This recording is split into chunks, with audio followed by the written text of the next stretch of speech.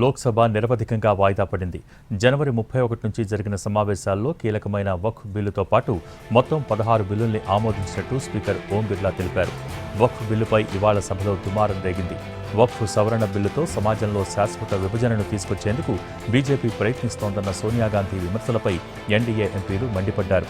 ఇవాళ సభ ప్రారంభమైన తర్వాత గొడవ మొదలైంది. సోనియాగాంధీ క్షమాపణ చెప్పాలని అధికారపక్ష నాయకులు డిమాండ్ చేశారు. గందరగోళం మధ్య లోక్సభ నిరవధిక వాయిదా పడింది. వివిధ శాఖలకు సంబంధించిన గ్రాంట్లు, ఆర్థిక బిల్లులకు కూడా లోక్సభ ఆమోదం తెలిపినట్టు స్పీకర్ ప్రకటించారు.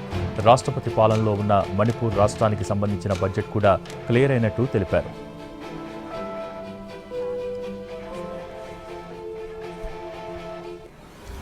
రాజ్యసభ కూడా నిరవధికంగా వాయిదా పడింది. వక్ఫ్ బిల్లుతో పాటు పలు కీలక అంశాలపై చర్చించినట్టు చైర్మన్ జగదీప్ ధన్కర్ తెలిపారు. సభ ఉత్పాదకత 119% ఉన్నట్టు చెప్పారు. ఏప్రిల్ 3న ఉదయం 11 గంటల నుంచి వేకువజామున 4 గంటల సభను నిర్వహించామన్నారు.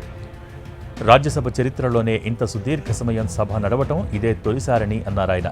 ఇది దేశ ప్రజలకు గొప్ప సందేశాన్ని ఇస్తుందన్నారు రాజ్యసభ చైర్మన్. పార్లమెంటుపై ప్రజలకు నమ్మకాన్ని పెంచుతుందని చెప్పారు.